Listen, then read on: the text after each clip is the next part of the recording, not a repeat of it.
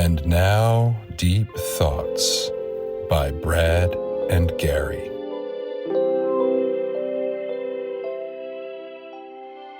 Hello and welcome to the Not Ready for Primetime Project. We're Gary Seath and Brad Robinson.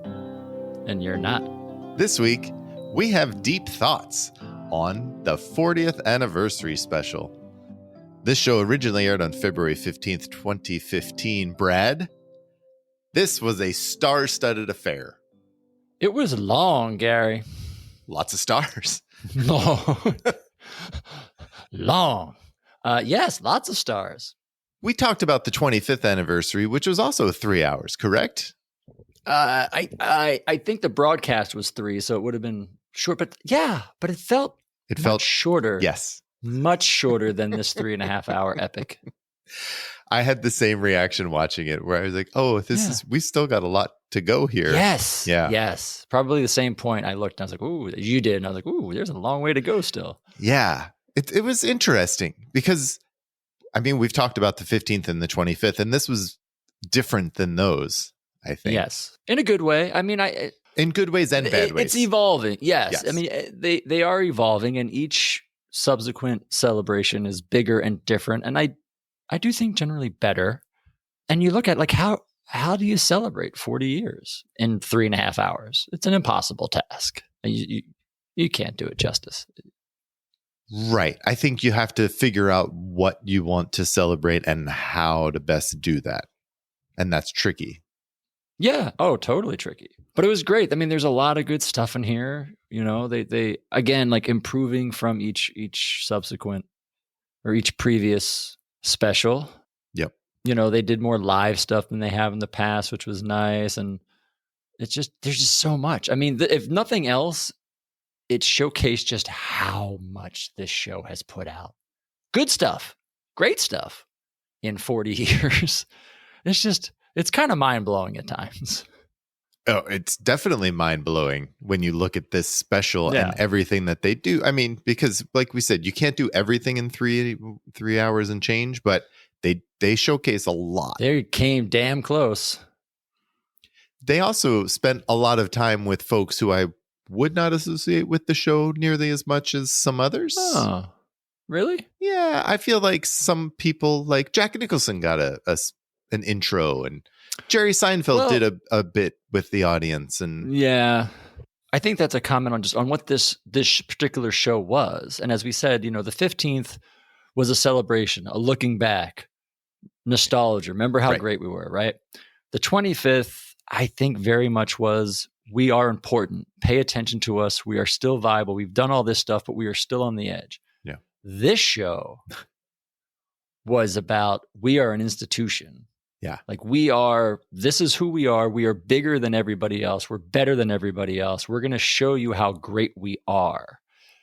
Almost like an award show for themselves. Yes. It felt more variety, more award showish than an episode of SNL. It felt like it ran just long. Goes to show on where they got in 40 years. Like, we're this big. So to your point about De Niro is probably your other one, I'm guessing. But, you know, Jack Nicholson can show up because that's who we are. We get Jack Nicholson to show up on a TV show, like the Oscars, if you will. Sure. Yeah. Jack Nicholson in a tuxedo. Yeah. Point taken. Yeah. They're showing that they're bigger and better. You said better than everyone else. Who? Like, who are they comparing themselves to at this point? I think anybody on television, any television institution at this point, because who else has been around for 40 years? 60 Minutes. Leslie Stahl is sitting back there being like, you sons of bitches. No, I mean, that's a good point. I agree with you. It's funny because this really was a celebration of SNL as an institution. And Lorne Michaels. And all things Lorne Michaels. That's true. Yes. Because they're definitely, and really it was, I guess it was peppered throughout the show, wasn't it? Like the love for Lorne. Yeah. I mean, looking at the time, you look back, Jimmy Fallon was a year into hosting the Tonight Show. He's doing the open. This was right before, you know, they bring Maya and Martin Short to a bit, and they have a variety show coming out soon, produced by Lorne Michaels. Right. Seth Meyers shows up at which you needed Seth anyway, but, you know, I mean, Lorne's running late night at this point. So yeah, and honestly, I would have expected Seth to have a bigger role on this show because of that. He really only has that one little appearance, but yeah. I mean, it is interesting. I liked parts of it and I disliked parts of it. I know it's and I wonder too how much of it is it hasn't been 15 years since we've seen the 25th. That's true. So, some of the sketches and some of the stuff we've seen more recently. I mean, it's weird because it's a great show. I mean, this won an Emmy. It won many Emmys. It is a great production. It is a great show. Is it like a great episode? But again, it's more awards. It's a more Golden Globes, Oscars kind of thing than SNL. What you think of SNL, of like biting and satirical and edgy and hip. It was more, it was a celebration. It was like, let's celebrate how great we are, which, I mean, 40 years, you should do it. You have all the right to do it. Yeah. And thinking about the last two anniversary shows, the 15th and the 25th, like you said, the 15th was very celebratory on what they have been. And we said with Bill at the time, it was kind of a clip show. That's what it was. That's, they ran it back as like, hey, this is how great it was the first 5 years. This is how great Eddie Murphy was for 5 years. And then this is how great we are now. Whereas this show, the 40th anniversary show, they wrapped all of the clips up in one bundle for about 8 minutes. But you think that was good or bad? I don't know. Because I actually think that was good. I thought that was, yes, they put all 40 years of straight up like comedic sketches in one clip package. And I thought every clip package was edited brilliantly. And it just gave you such a great vibe of whatever they were trying to show. Yes. And for that one, showing you the greatest hits of 40 years, I thought they did a great job. Because it's, you get a line here, 2 lines here. You weren't getting extended cuts. And so it was for a modern day audience, clip. But I thought it gave a great vibe for how great this show has been for 40 years. I agree with you. I think it was very well put together. It was very well thought out. Mm-hmm. What I didn't think worked was a lot of the clips gave us the catchphrases, the one-liner that you would recognize it. But I just had to sit through Jimmy Fallon and Justin Timberlake singing the same catchphrases for 4 minutes. Well, right. Or more. Yeah. And that to me was just kind of felt disjointed. If you already knew what your clip package was, so why have them do the same exact thing at the top of the show? Because you need to promo the Tonight Show. And Justin Timberlake is a very big act at this time. And him and Jimmy, this was like prime time of their whole love fest. So right. No, I get why. I don't love it. And it's very easy to sit here now and like nitpick and criticize. Like, to be honest, you could do all these other things. I didn't like that at the time, but that may have to do with my not liking Jimmy Fallon, which is a different topic for a different Deep Thoughts. Yeah. I don't know. Everyone's talking about it now. I wonder, going into the 40th, how many people, if you were going to guess who was going to say live from New York, your answer would have been Jimmy Fallon and or Justin Timberlake. Yes. And it's a good performance. It's a very good performance, but this is kind of my juxtaposition of, it just didn't feel SNL. It felt like an Oscar montage, or an award show thing. That's why it didn't feel SNL to me. It's a very polished piece. It's done very well. It just felt odd as an SNL piece. Agreed. To me. Yes. No, I totally agree with you. And I think part of it is now, 10 years later, it feels like very much like a Tonight Show piece with Jimmy Fallon. Well, yeah. I mean, looking back now, I can say that, sure. What else did you like about the 3 hours? I mean, there's a lot.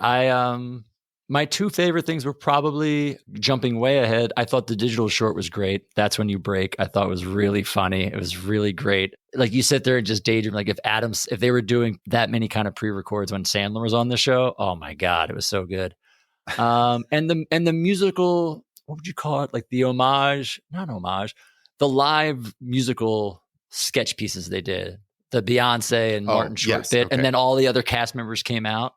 Those are probably my 2 favorite specific things. And then in general, just, of course, in these things of just seeing all the different eras meld together, whether it's on stage, back and forth bit or in sketches. They did a good job with that kind of stuff. I mean, there's tons of great stuff in this.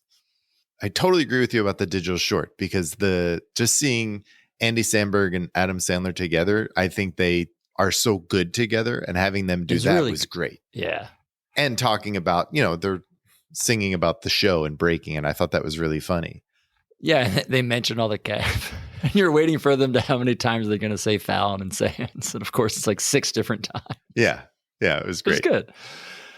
Really, really good. Yeah, I thought that was good. And like I said, in the musical sketch thing, because you got to see people you loved doing their characters again. Yes. Aside from, and this is right around when Martin Short's starting to become like the Ron Cantor, yes, showman Martin Short that he is today. Yep. So seeing him and Maya Rudolph, and again, it's just looking back now, it's like, oh, right. This was right before their new variety show came out that lasted about a season. So it's again, like another plug for a Lorne produced show. But you get, Armistead and Kristen Wiig and the Culps, and a rare non-Lorne era person shows up with Joe Piscopo doing Sinatra, and it's, Opera Man. What's up with that? King Tut. It's like, it was great to see all those people do those characters again, new and live. It was really fun to watch. You do. You get it runs the gamut of everyone from Bill doing Nick the Lounge Singer, Nick Ocean, I believe is how they reference him. And Nick Ocean that was a bit Downey had wanting him to do since the original era. Oh yeah. But they always envisioned it with the footage of Jaws, and they could never get the rights or whatever. And so now on the 40th they were here, and I guess I'm sure we'll mention this many times, but I don't know if you remember back in the day, he wasn't live tweeting, but like Norm Macdonald did like a 150 tweet recap of this show. And he talks about this, and he talks about how Downey wanted to do it, and they wanted to pull it off, and they couldn't get the clips. And I don't think Lorne liked it with the clips. And I think they asked Steven Spielberg directly, because he was going to be there. Like, can we use your footage? That's funny. Friend of the show, Steven Spielberg. That's right. Well, and also now NBC owns Universal, so it's easier to get that footage for them too. Sure. Yeah. And it's a great Bill Murray story with this. The lore goes that Saturday morning, he wasn't even in New York, and they didn't know if he was going to come because he was at a Pro-Am tournament.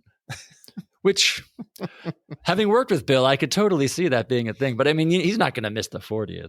But in classic Bill Murray, he's like not answering phone calls, I'm sure, and who knows what. And he just shows up, because I think they said they never rehearsed this on the stage. They rehearsed it in the dressing room and stuff. So him doing it in front of everybody is kind of the first time they did it full 100%. That's funny. It's really good. It's one of the better pieces, especially for that segment of the show. I thought Sandler was really good as Opera Man. It was good. Everybody came in and out. Didn't didn't overstay their welcome. It was really good. The camera stayed on Dana Carvey longer than he wanted.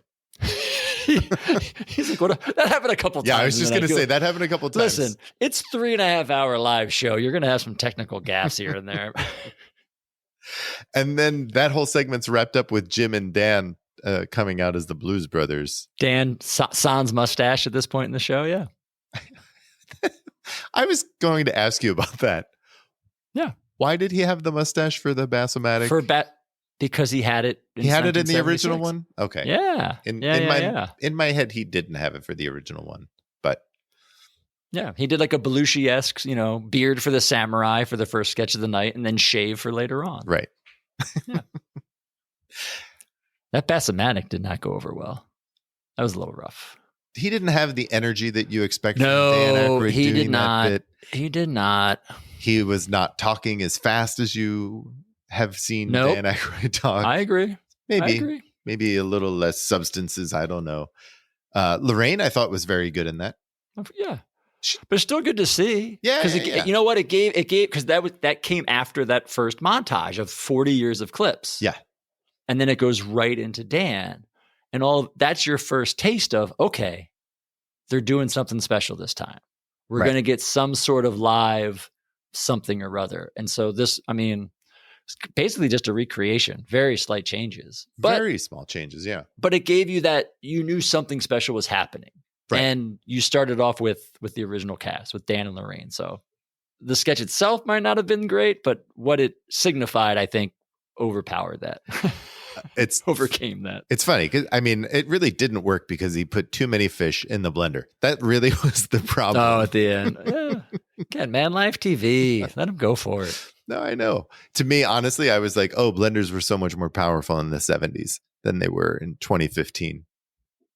I thought they came back well with the monologue, though. Like, one, I don't know why, but I actually did like seeing an opening credit sequence that's longer than the current title sequence. You noticed? But then you get Steve Martin. It's like, great. Steve's doing the monologue, and they trot out all the other, hosts, and they do all these jokes with different hosts and stuff. And I did like that. Like, there's your star power. Oh, I did not like the questions from the audience. It's like, you don't need to do it other than to show off how big you are and who's there. And the monologue was a better spot for like showing off your star power. Yeah. And the monologue I thought was a great place to show those people who are your known hosts at this point, right? Like, you get Tom Hanks and Alec Baldwin and Melissa McCarthy, and it really worked there. What I was disappointed in was the questions to the audience. First, Seinfeld's not the guy for that. Like, that's not his bag. He even makes a joke in the beginning of it that I was just like, this is not a Seinfeld joke, and he can't pull it off. But then his interactions with the audience. The Brian Williams joke? Yes, the Brian Williams joke. Oh, because I thought that I actually liked that because it was one of the times of the night the show was trying to do something. Like be a little bit edgy. That was being edgy? What else did they do tonight other than pat themselves on the back all night? Again, that's what the show was. The show was a back patting show. Yeah. But I don't know. I like the fact that they made the dig. I'm just saying. Seinfeld. It's kind of hard for Seinfeld. That's what I'm saying. Seinfeld cannot pull that joke off. He's not the one. And really what bothered me most about that, the highlight of it, actually, real quick, for me was Ellen Cleghorn. Yes, it was great to see her. Yeah. And she was very good too. It wasn't just like seeing her was great. I thought her lines were delivered very good. For me, it was John Goodman, sticking John Goodman here, and like that's his only appearance. I was like, that's not right. That's a bummer. Yeah. I hear you. And Sarah Palin, but whatever. What else? What else did you like? There's a lot of good stuff. I really liked, we talked about the live sketches. My favorite live sketch was probably Celebrity Jeopardy. I agree. It was really good. It was really good. Everybody hit. It was perfect for this setting. Yeah. Like this is a great way to do this. Yes. Yeah. And to bring in so many people and make it so absurd. I thought it was very funny, except for Taran Killam. Well, it went a little long. Yeah, it did go a little, but and it's funny. Norm talks about this too in his tweet rant. He wrote this with Steve Higgins, and he talks about how they were commissioned, I guess, to like put in impressions. We're going to load it up. Sure. And he says that's not what this sketch was ever about. It wasn't about impressions. Right. It was about Trebek, and his battle against Connery. So when you start throwing in these impression overloads, at some point you're going to run thin. Yeah. But I loved it because this was the first chance you started to see, okay, now we're going to combine eras. Kate McKinnon, who's on the show, is doing Bieber, and you're getting old people and new people. And that I liked, and it was fun. And who are you going to see? But I hear what you say. By the time about Taran shows up, you're like, okay, what are we doing? Yeah. But Farrell's great. Connery's great. Some of their best line, whore ads, Le Tits Now. I always remember the Rapist Now. Yeah. And Norm is stellar as Burt Reynolds. He's so good. Norm, who is Andre the Giant? Yeah. No, who is he? No, who is he? He's great. And then he chimes in. Yeah, I remember Andre the Giant now. He was a giant who went by the name Andre. Oh, he's so funny. And this could have been even funnier. The story about the Daily Double, right? They do the video Daily Double. Yeah. Yes. And it's the bar with Cosby, and we get Keenan as Cosby. And famously, they tried to get Eddie Murphy to do it, and Eddie said no. Yep. Which, could you imagine the reaction that place would have had if Eddie Murphy came out and did Cosby? Yeah, that would have been amazing. Yeah. That was something that I thought was a little odd, was the introductions and fanfare for both Eddie Murphy and Chevy Chase. I would also say, yeah, I had it listed as like the tributes that I thought were awkward. Those two, and also Tracy Morgan a little bit, only because I understand why they did it. It was, a few months after his accident and he was still recuperating. And I don't think he makes a public appearance for even another 3 or 4 months. Right. But it just seemed like he almost had passed. Like it was so sad. Yeah. But yeah, the Eddie and Chevy ones were very weird, where people spent more time talking about them. Well, Chris Rock does. I thought Chris Rock did a very nice intro to Eddie. Excellent. It was wonderful. But then for Eddie to just come out and do nothing, basically, I know, was odd. I know. And that just felt like, this is how we get Eddie back to the show. It's a huge deal. And he hadn't been he's back 0 at all for to 2 at this point. Right. He's 0 for 2 on anniversary shows and hasn't showed up since he left the show. So I to your point, Chris Rock said it. He saved SNL at one point. I give the man some credit. And again, it's so easy to sit here and say they tried to get him in a sketch. He didn't want to do that. Like, could you, again, hindsight 2020, you imagine if Eddie Murphy did the cold open? Yeah. You imagine you fade in, you do like a Mr. Robinson's Neighborhood or Gumby or something like that. Yeah. That place would have went nuts. That would have sent it like to another level in there. Mm-hmm. Yeah. No, I agree with that. I just thought the way in which that totally blowing smoke up his ass. Yes. But I understand it. I didn't understand it for Chevy because So you have Kevin Nealon, Norm, Seth, and Colin Quinn come out, and they briefly talk about Update, and then there's kind of an awkwardness where they apparently didn't know what was going to happen. Or I guess Norm was supposed to introduce Chevy in some way and doesn't. I don't think he was at his mark. Maybe he wasn't ready to come out. It seemed like he was stalling for him to be ready to walk out the door. Is what it felt like, but I don't know. But then they say they introduced Chevy, and he walks down, and that was it. I really didn't understand that one.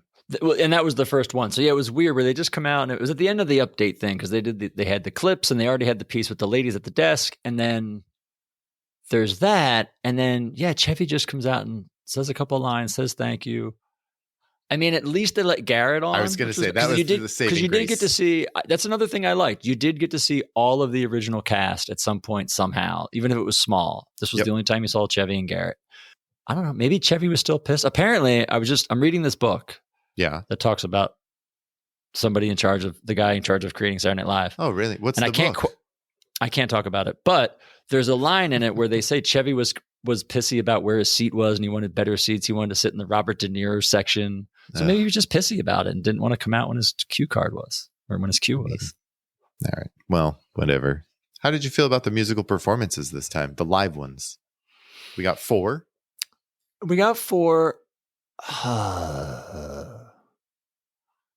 I like them better as a whole, but I don't know. I liked Miley Cyrus the best. Yes. I thought Miley Cyrus was the best. Hands down.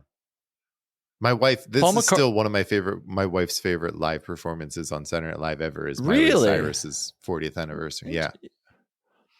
I liked it. I liked that she was covering somebody, and she did that again, right? During the COVID thing, she did a Pink Floyd tune. So I like that she's paying homage to older artists. And I thought that you were thinking that you were excited because this would get you out of having to see Paul Simon sing. That is exactly how I felt.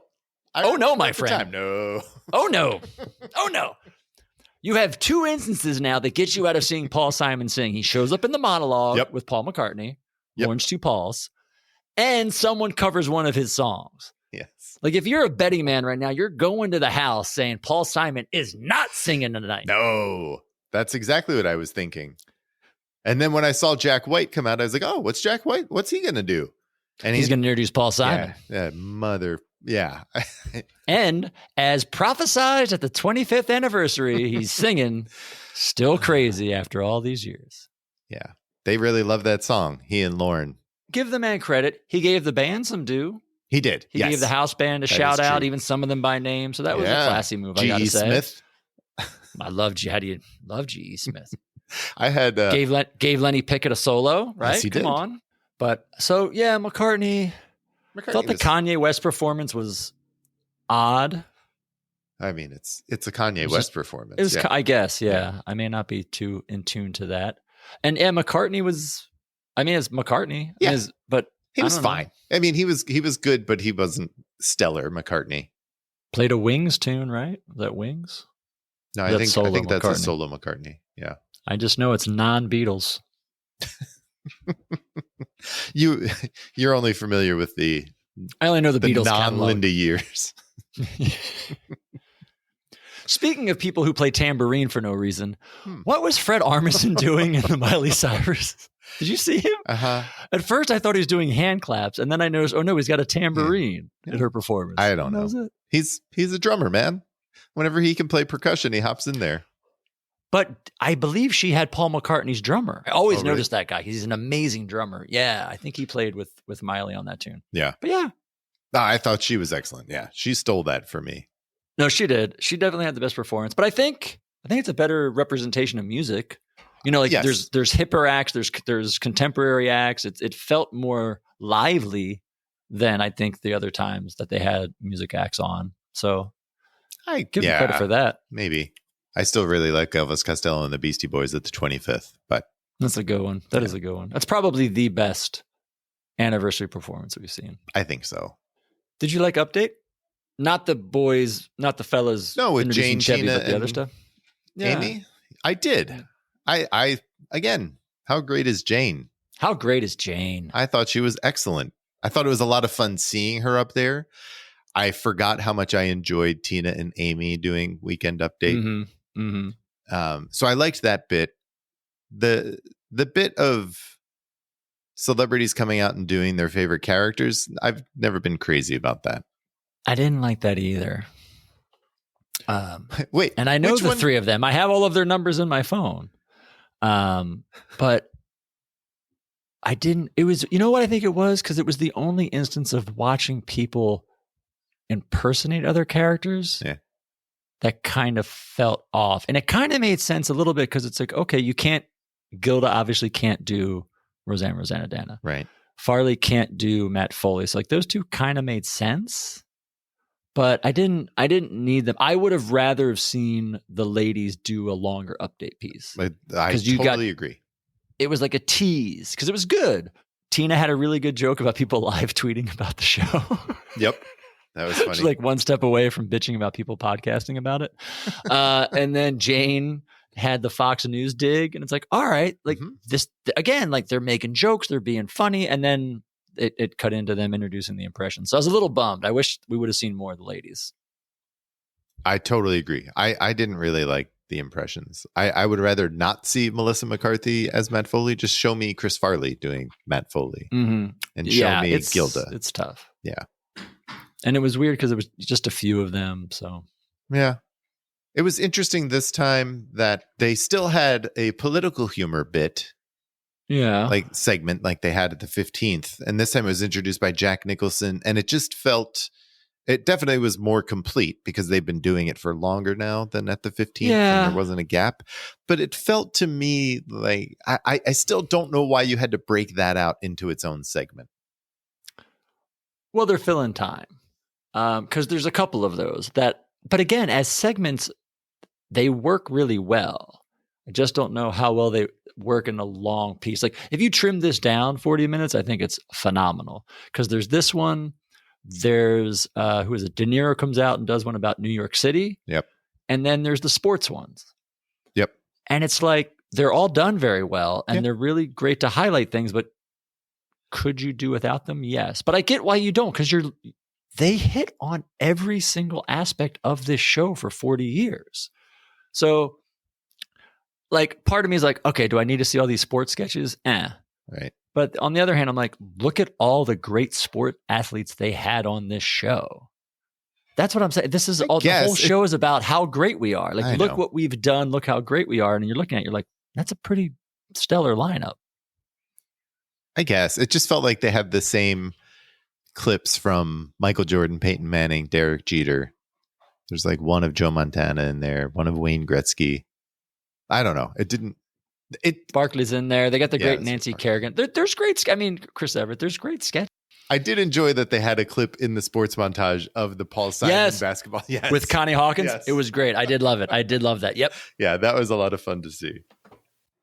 You know what I was disappointed with the New York one? Is that there was no Broderick Crawford. Like I thought that was a great time to have him like pull a clip from him. You know what? I remember at the time I didn't care because I had like just recently moved to New York. But now that I've been here in New York City I actually did like that clip segment more now than I did then. Yeah. Because of being here, and it does. But again, in watching it again, I wondered. I was like, if you don't live in New York, do you really care about this little segment? Yeah, I mean, you have to know New York and care about it. You have to know New York. And that's like what the show has built itself on, too. Yeah. It's only that one New Orleans show. If you haven't listened to our podcast about that, go back and listen. How did you feel about the audition pieces? The auditions were great. And I think you have to remember the time it came out on. Yeah. Like when it came out, now we've seen a lot of these auditions, whether it's on YouTube or whatever. I mean, they just did a whole hour-long documentary on it. But 10 years ago, I don't think you saw a lot of these auditions. So I actually did enjoy it. Both, you see, for two things. One, you got to see people who didn't make it, which is always fun because you always hear these tales of, celebrities or not celebrities, comedian stars that tried out and never made the show. But also, probably more so, is people who auditioned with characters you then see on the show. Yeah. Like Kristen Wiig shows up with characters. Like Dana Carvey shows up with Chop and Broccoli. It's to why, Will Ferrell coming in with Get Off the Damn Shit.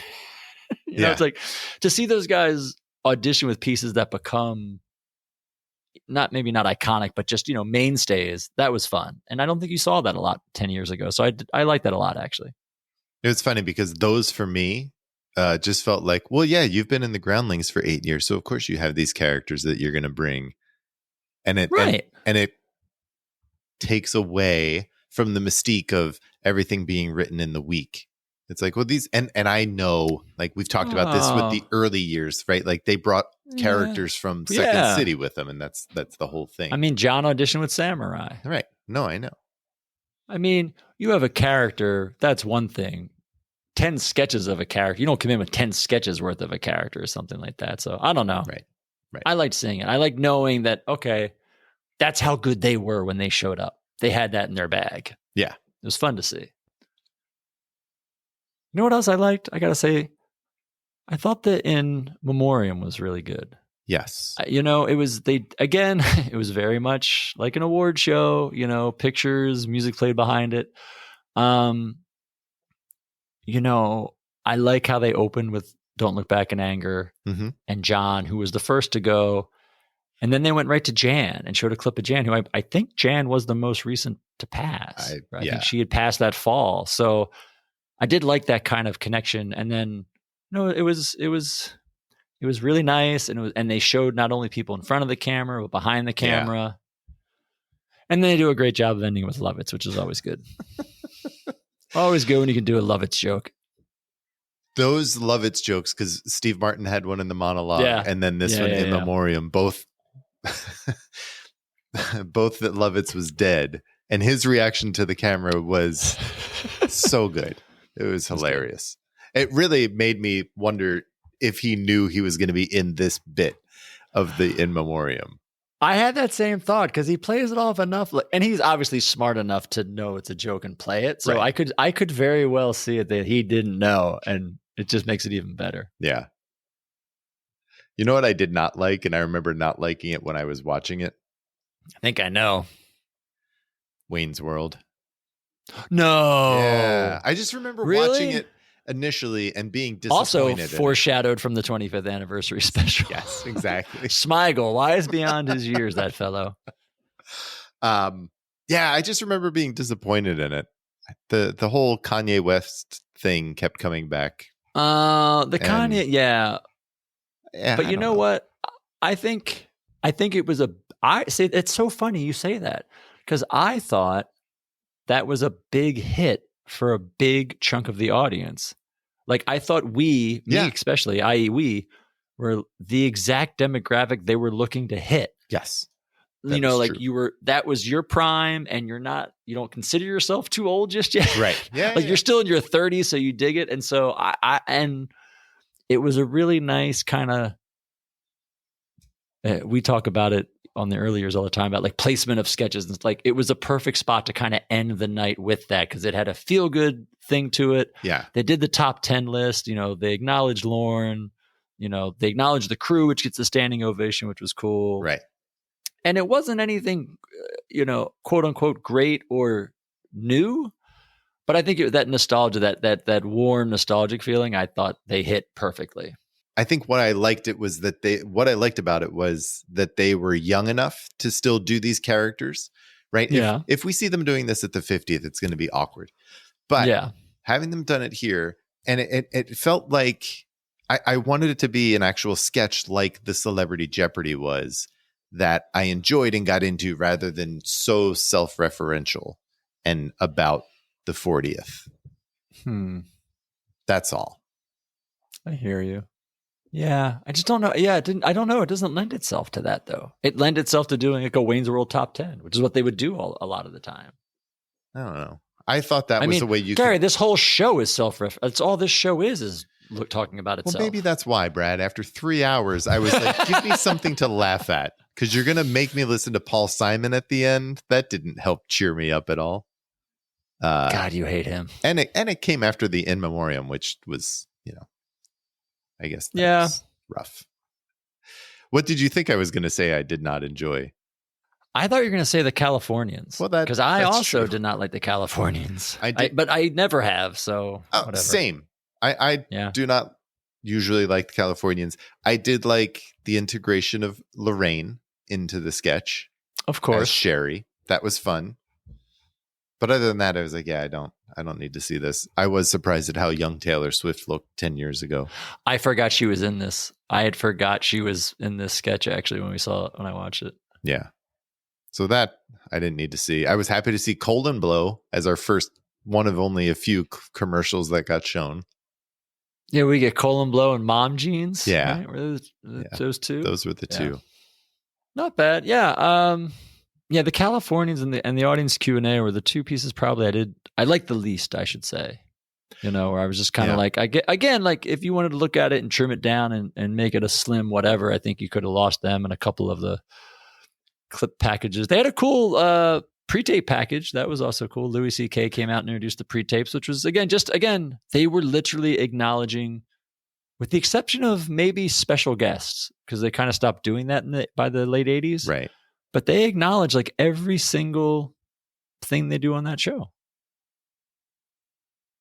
Yeah, it was funny because Louis C.K. comes out and talks about the films. And I was thinking Albert Brooks, you know, Gary Weiss, Schiller's Reels. And then I was like, oh no, this is all pre-tapes. Got it. This includes commercials. It was all pre-tapes together. They put the commercial parodies in there as well. It was a little bit of okay, commercials, deep thoughts, Saturday TV, Funhouse, digital shorts. All of it was there. Yes, it was fun. It was all there. Yeah. Yeah, they acknowledged it all, which was nice. But yeah. Just going back to the sports montage real quick. Yes. No clips of OJ from his episode. I believe he was the one person. So I believe, if I remember correctly, they invited everybody, every host, I think, and every cast member or writer who was on for at least more than one season, except OJ and Robert Blake. Which was they did have the Tim Meadows OJ sketch though when he's back after being free and he does the I Did It sketch. They did have that on there. Yeah, that's always a funny sketch. What else was good? I like that Keith Richards was on the show and actually got words out of his mouth this time. That was nice when he introduced Paul McCartney. It's fun. That was my first. I was like, look, he's speaking this time. All right, Keith. Yeah. I did like the Weekend Update montage that they did. It was good. They didn't introduce Bill Murray at the desk like when they went. I noticed that. Anchors. Yeah. Bill, and I think they might have skipped Cecily Strong. Was she? I think there was another one they missed, but I definitely noticed Bill not being there. I was happy that they got the postage stamp sketch on, or joke, or the line. Yeah. I mean, like we said. I mean, what else was? Oh, they had the ESPN Classic sketch. That was a new one with Forte and Sudeikis recently. That was fun to see. Yeah, I always enjoy it. Again, Will Forte is someone that I really like, and I'm glad he got on there. The cards that they had, that like they brought up a Buck Henry card. They were odd. Downey, right? Signorelli they brought up, I think. Yeah, Edie Baskin. It was odd. And I wasn't but then sure again, I guess why. Well, maybe they were people who weren't there, right? So maybe that's why. Because I did miss Buck in that in the monologue. I love that monologue. It was like, it would have been great to see Buck there. Yeah. So maybe that's why. I mean, it's people who, for whatever reason, couldn't be there, but they wanted to showcase somehow. Maybe. It was odd. Yeah, it kind of threw me off for a second. I was like, wait, Buck is still alive at this point. Buck was still with us, right? Yeah. He was still. But it is interesting. And it just, I mean, obviously, they've learned some, because now the 50th is obviously a 2-part event. You know, they have this the music thing Friday night, which who knows what all that is going to entail, and then you have the thing on Sunday night. So it's what is it now going to be? 6 hours, 5 or 6 hours of celebration? It's a lot. I mean, that would. But it's a daunting task. Like, how do I mean? I feel like we may have shit on this more than it's warranted, because it's an amazing show. It's an amazing piece of television. What they did, 40 years of amazing content they put the show together. You know, they incorporated live stuff, I think, really well. Yeah. You know, and for a show like this that's been around for 40 years, to bring old and new together was really fun to see. It definitely had that vibe of, it's so funny, I keep saying, like, award show. We're just very self-congratulatory of, we are amazing. We are at the top of the hill. Like, bow down. Yeah. We are. Yeah. Very much so. And I think that's, thinking about the conversation that you and Bill and I had about the 15th, and how when we were all at the age where we were fortunate enough to see this at an age where we could watch it on VHS and rewatch it. And we got to know clips, and therefore characters and the actors and everything.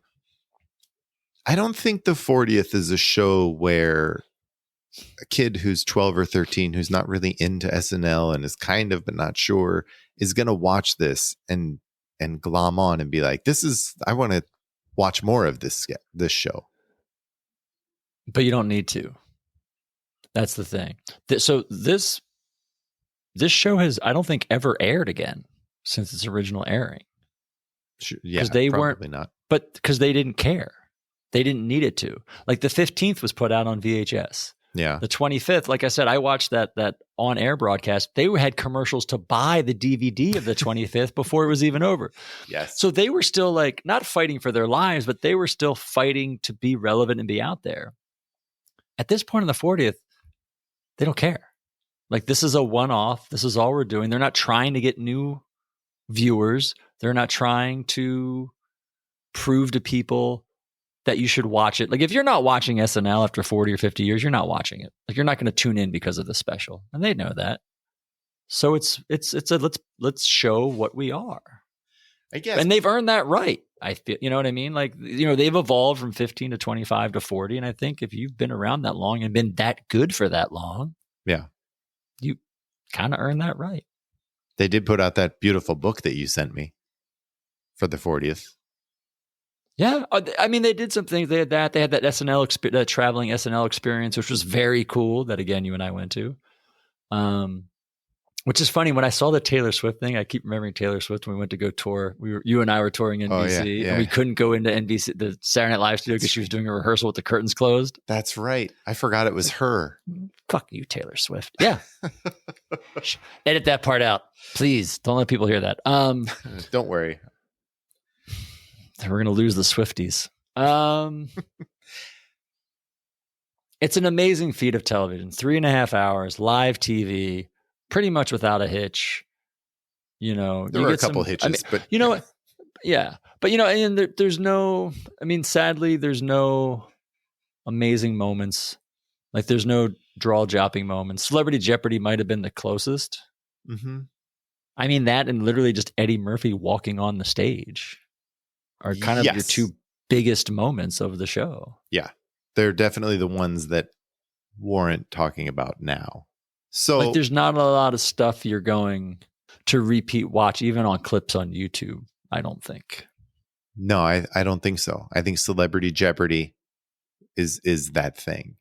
Yeah. Where I feel like from the 25th there were. I feel like the 25th had bits and pieces you might revisit more likely than this. Yeah, you might. Who was missing? Who was missing that we didn't see? Was there a lot? We mentioned Buck. No Dennis Miller. Dennis Miller's probably the biggest one, I guess, that wasn't cast-wise at least. You didn't see Julie Louis-Dreyfus, and I know she's not a Lorne person, that's but fair. she wasn't there. And Larry you David saw Larry and Seinfeld David. were. You saw Larry David, yeah. You didn't see Conan, who Oh, good call. was not on great terms with Lorne at this point because of the whole Tonight Show thing. Oh, okay. I think.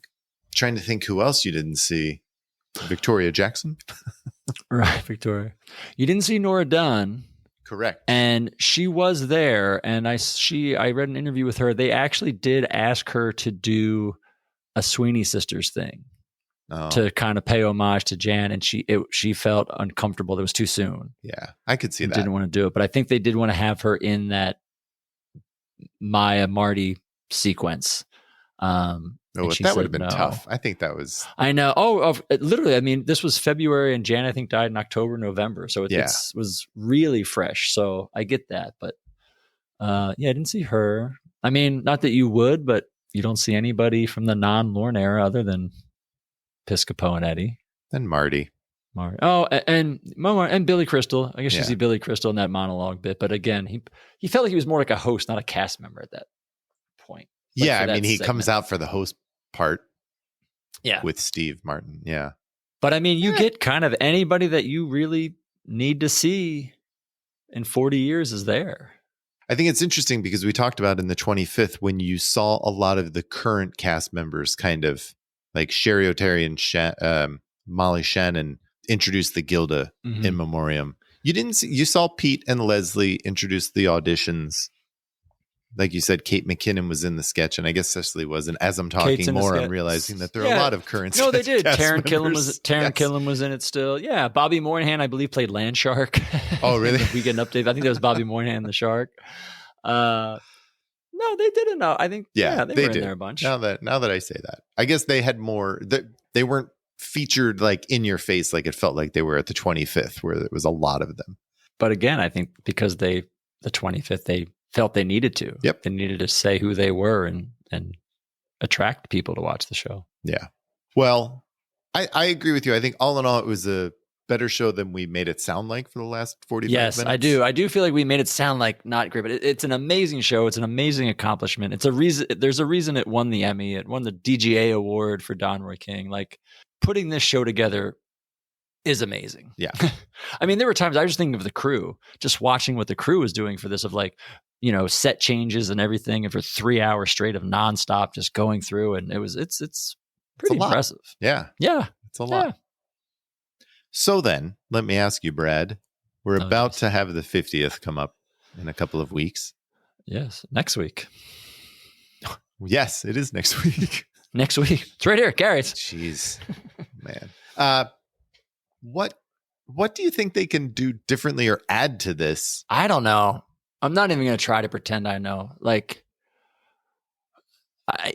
they've done a great job from the 15 to 25 and 40 of building and getting better, and they're getting bigger at the same time, but they are getting better. And I am excited. I'm genuinely excited to see what they're going to do, because anytime you're going to bring everybody together, they have 10 more years of material and people, cast members and, more current, hosts and people in the pop culture that have been associated with the show to bring in.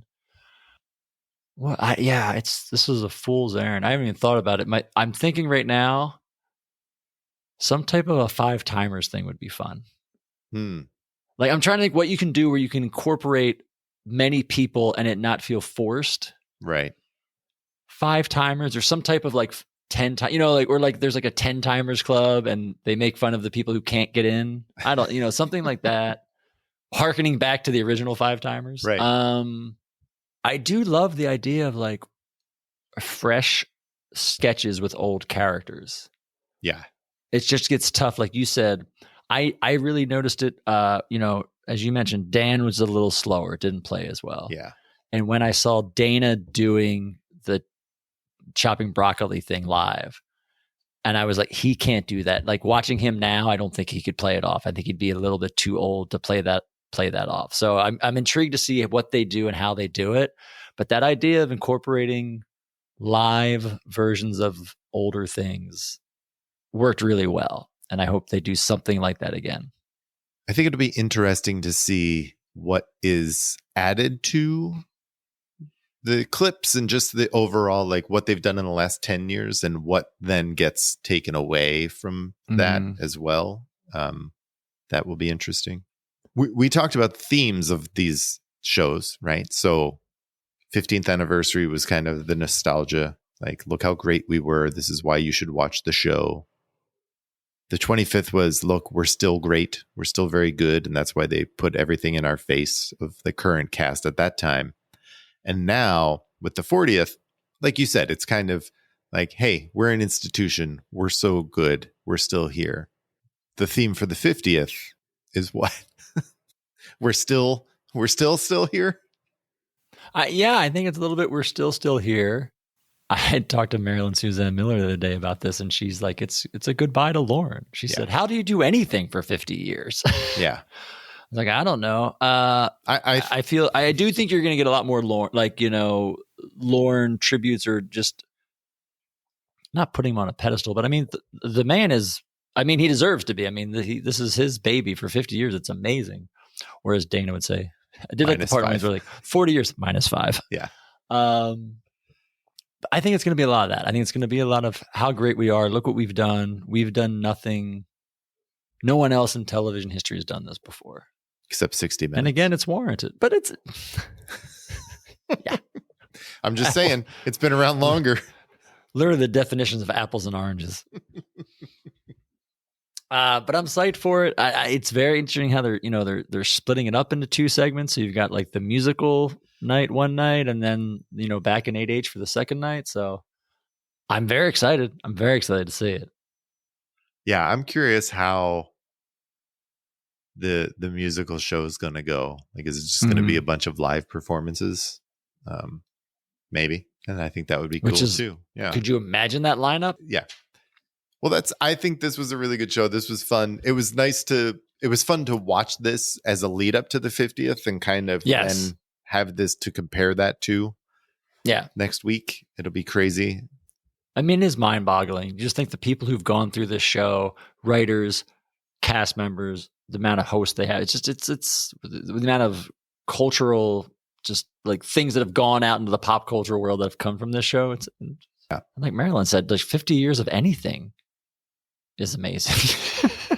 Yeah, it's great. Yeah, man. Next week, the 50th. That's big. That's huge. It is big. We should do something. Well, I think we will. Next week on My SNL Story, we have a special My SNL Story with author Susan Morrison, author of the new book titled Lorne, about the life and the times. Man who invented Saturday Night Live. Yes, Lorne Michaels. That book comes out next Tuesday, February 18th, 2025, which is when that episode of My SNL Story drops. That episode will come out on Tuesday, and then later next week, we're going to put something together we'll do a deep thoughts on the 50th anniversary. We just need some time to talk about it. So yeah, Tuesday will be our conversation with Susan Morrison. I'm so excited to talk to her about her new book. Yes. And then, later in the week, we'll do our wrap up on the 50th. But first, later this week, is the exciting conclusion to Bill Swirsky's Tournament Talk Best Bits, Part 2. It's a great show. You're going to love it. I can't wait for people to hear the conclusion and then for the chatter to start over what was wrong. What went wrong? Yeah. What was how did you leave that off? Exactly. I mean, people on the episode said that. Okay, anyway. So that's going to be a lot of fun. Talking with Susan's going to be a lot of fun. And watching the 50th is going to be a lot of fun. 50th is going to be a blast. It's such a good SNL week. Yes. So enjoy it, everyone. Until then, good night and have a pleasant tomorrow. Good night and have a pleasant tomorrow. Thanks for listening to the Not Ready for Primetime Project.